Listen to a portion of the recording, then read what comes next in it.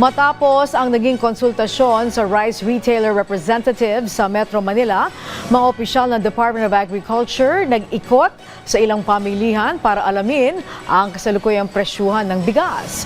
Ang naging obserbasyon ng DA alamin sa sentro ng balita ni Noel Talakay live.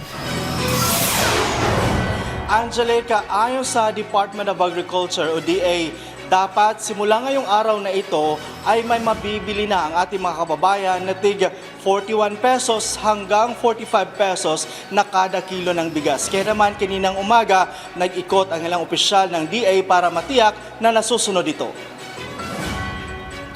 Pasado alas 7 kaninang umaga, sinuyod ni Assistant Secretary Arnel De Mesa at Assistant Secretary Genevieve Guevara ng Department of Agriculture ang palengke sa Metro Manila.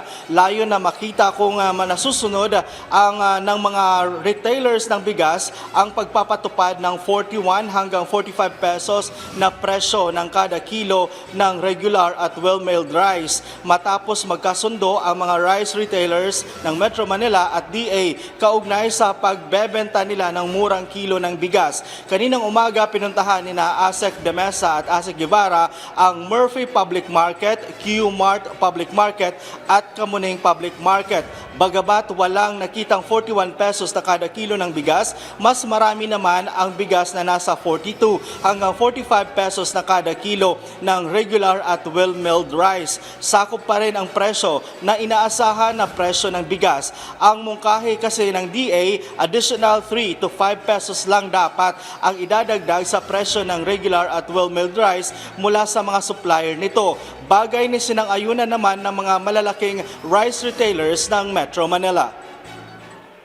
Nakita naman tayo na nagtitinda ng 42, 45, both local at saka imported. Doon sa mas mababa, karamihan ay local pa ngayon at karamihan ng imported na doon sa premium end nung nakita natin dito. Pero at least may nakita tayo na nagtitinda ng 42, 45 na compliance base doon sa mga naging usapan. Meron po kami pwedeng i-connect sa kanila para po mabili nila ng hindi na po ganun kadaming traders yung dadaanan pa. Angelique, iginiita ng DA na hindi ito price ceiling ng bigas, kundi ito ay isang ipinapatupad lang nila ng minimum at maximum na dapat idagdag sa presyo ng mga rice retailers doon mula sa presyo naman sa pagkuha o pag-angkat nila ng bigas kada kilo. Ayon din sa DA, magiging regular nilang gawain ang pag-monitor at pag-iikot sa ilang pampublikong market or merkado dito sa Metro Manila para matiyak na nasusunod talaga at mayroong 41 pesos at 45 pesos na bigas sa mga palengke. Angelique? Okay, maraming salamat sa iyo, Noel Talakay.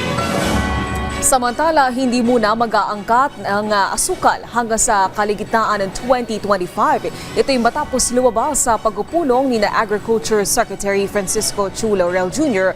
at SRA Administrator Pablo Luis Ascona na nananatiling sapat ang supply ng asukal sa bansa. Giit ni Laurel, wala pang nakikita sa ngayon na pangangailangan ng karagdagang pag-aangkat ng raw at refined sugar dahil stable pa rin ang supply nito at sapat sa projected na demand. Dagdag pa ni Ascona, maaari pa umanong ipagpaliban ang pagpapalabas ng desisyon para sa sugar order hanggang sa katapusan ng Mayo kung kailan inaasahang matatapos din ang harvest season. Paliwanag ng opisyal, hindi agad nasimula ng harvest season ngayong taon dahil na rin sa El Nino. Dahil dito, kinakailangang i-delay ng sugarcane farmers ang kanilang ani na nakatulong para mas mag-mature pa ang mga tubo at mapataas ang sugar content ng mga ito.